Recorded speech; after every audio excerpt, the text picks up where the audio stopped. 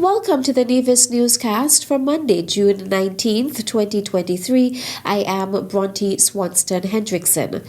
The Royal St. Christopher and Nevis Police Force is investigating a shooting incident that left a Gingerland man with a gunshot wound to the arm. The incident occurred between 10:30 and 11:30 p.m. on Sunday, June 18th, 2023 in the Rollins Village area. The victim reported to police that, upon arriving at his home, he was accosted by masked and armed assailants who attempted to shoot him. Owing to the apparent malfunctioning of an assailant's weapon, he was able to escape. He sustained a wound to his left arm while running after the assailants fired a number of shots in his direction. The crime scene unit processed the scene of the incident and collected items of evidential value. An investigation into the matter is ongoing and the public will be kept appropriately informed as it develops, the press release states. The agenda currently tackled by the current heads of government of the Organization of the Eastern Caribbean States, OECS Authority, aligns with the challenges their countries collectively face as they try to achieve the Sustainable Development Goals. So notes incoming chair of the OECS Authority, St. Kitts and Nevis Prime Minister, the Honorable Dr. Terence Drew. In his OECS Day message on Sunday, June 18th, he said the challenges include adaptation to climate change, maintaining a solid monetary union, increasing the level of cooperation in health promotion, and security matters. As we move forward, we hope to tackle issues related to the high cost of living, food insecurity, and heavy reliance on fossil fuels as the main source of energy. We are convinced that switching to renewable sources of energy provides a strong base for enabling us to achieve sustainable development. Solar, wind, and geothermal energy provides a clear path for attaining our goals in that regard. The cost benefits are clear. The environmental impacts are clearer. It therefore makes perfect sense for us to continually pursue these options as we strive to build more sustainable island states. Prime Minister Drew, who assumes the chairmanship of the OECS Authority as of Sunday, June 18th, also calls for support of the organization's work programs. Let us support the strengthening of our institutions, including our joint embassies, Court of Appeal, Central Bank, and Securities Exchange. Let us continue to promote intra-regional travel, making use of opportunities that exist throughout our sub-region. Let us continue to promote functional cooperation designed to improve the lives of all the people of our region. The opening ceremony of the 73rd meeting of the OECS Authority took place on Sunday, June 18th at the Eastern Caribbean Central Bank Conference Room. Dignitaries in attendance included Dr. Didicus Jules, Director General of the OECS, Her Excellency Dame Marcella Liburd, Governor General of St. Kitts and Nevis, Prime Minister the Honorable Dr. Terence Drew and members of his cabinet, Prime Ministers and Ministers of the OECS Authority, the Right Excellent and Right Honorable Dr. Sir Kennedy Simmons, permanent secretaries and senior government officials, members of the Nevis Island Administration, members of the Diplomatic and Consular Corps, students, and other invited guests. The Nevis Island Administration's Ministry of Human Resources is informing that the government of Morocco invites citizens of St. Kitts and Nevis to apply for higher education scholarships. The scholarships cover tuition fees, registration fees, insurance and school supplies, accommodation, a monthly stipend, and travel airfare.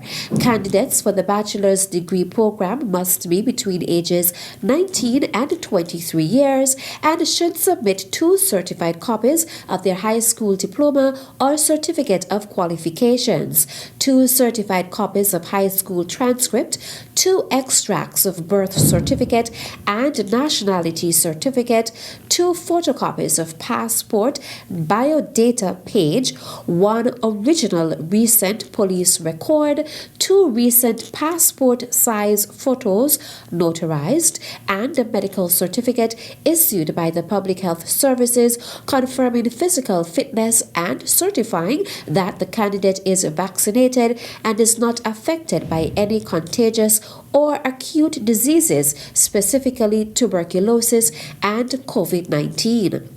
Candidates for the master's degree must provide the aforementioned documents along with certified copies of bachelor's degree and transcripts. Candidates for the doctorate level program are required to submit a copy of their master's degree, dissertation, or thesis in addition to the documents listed. All successful applicants will be required to learn the French language at the International Center of Languages in Morocco. Applicants must submit a copy of their application and corresponding documents to the Ministry of Human Resources by Thursday, June 22, 2023. For additional information or to obtain a copy of the application form, contact the Ministry of Human Resources at 469-5521, extension 5163, 5164, or 5166.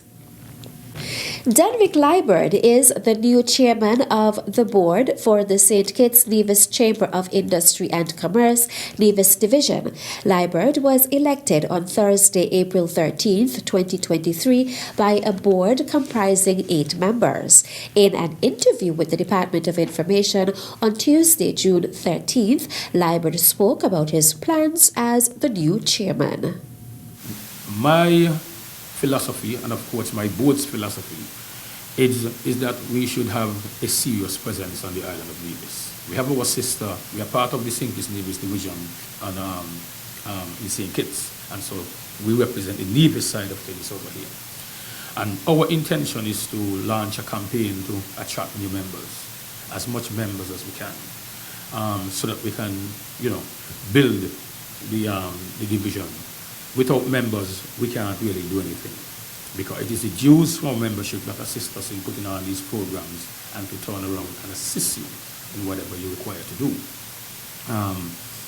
So like I said, part of that mandate will be to see how we can actively get as much members on board as possible, and also to get our training programs going, so that we can assist small businesses in positioning their business and also being better at what they do. He also gave insight on the role of the Chamber of Industry and Commerce and encouraged persons to join the group. One of our main objectives is to be more visible. There were times, in the past that we were not as visible as we thought we could have been. And that is why right here at the Hosford Valley Mart complex, we have a whole office. We also have a training room, so that part of our mandate is to assist with skills training, being an advocate group in terms of advocacy to the government, and to ensure that we are a voice for small businesses. When you have one business trying to push an agenda to the government, it is your likelihood of success would not be great. Whereas the chamber is a grouping of businesses that provides that opportunity for more, for a more, as we say locally, you have a little more oomph in approaching the government, because of course you're coming down with one voice of maybe 100, when it would be just you alone approaching the government for whatever you may think that you require to assist your small business. And so, as a group, and so we're on a membership drive to see how much members we can have come on board with us. It's not a lot of money for membership on a yearly basis. Of course, we have different tiers, and that information is held right here at our office. So anyone who's interested, you can do come to the office and have and get that relevant information. The office is located on the second floor of Horsford's Valuemat IGA in Nevis and is open from 8:30 a.m. to 4:30 p.m. The Chamber's board members comprises Denrick Liburd, Chairman, Patricia Claxton, Deputy Chairperson, Tamerlane Vivius, Executive Secretary, Ernie France, Carl Claxton, Oscar Walters, Jeanette Robinson, and Steve Tyson. The board meets every second Thursday of each month. The order paper has been issued for a sitting of the National Assembly to be held at the National Assembly Chambers, Government Headquarters, Bastille, on Tuesday, June 20th, 2023 at 11 a.m., and of which notice has been given. 4 bills will receive their second reading. The Honorable Dr. Terence Drew, Prime Minister and Minister responsible for Finance, National Security, Citizenship and Immigration, Health and Social Security, will move the second reading of the bills entitled Smoking Designated Areas Bill 2023, which had its first reading on May 25, 2023, and Drugs Prevention and Abatement of the Misuse and Abuse of Drugs Amendment Bill 2023, which had its first reading on May 25, 2023.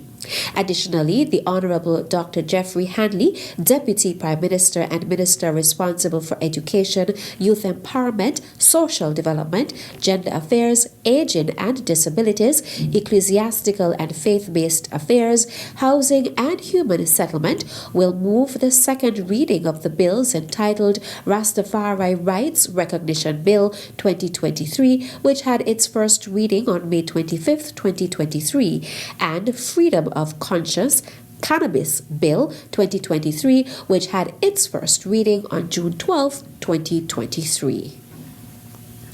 During a ceremony held on Friday evening, June 16th, St. Kitts and Nevis became the latest member state to launch the Organization of Eastern Caribbean States OECS Commission's Opportunities to Advance and Support Youth for Success OASIS project. The OASIS project aims to reduce crime and violence rates among young people across the Eastern Caribbean with a focus on strengthening youth justice systems.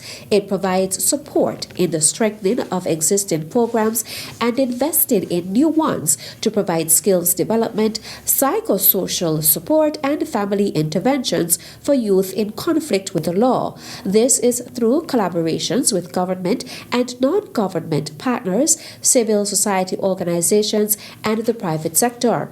Director General of the OECS, Dr. Didicus Jules, notes that OASIS builds on the work done during the previous U.S. aid-funded juvenile justice reform project, which aimed to transform the youth justice system to provide opportunities for diversion, rehabilitation, and reintegration of youth in conflict with the law.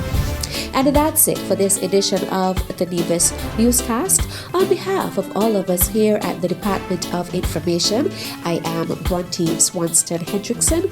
Thank you for viewing.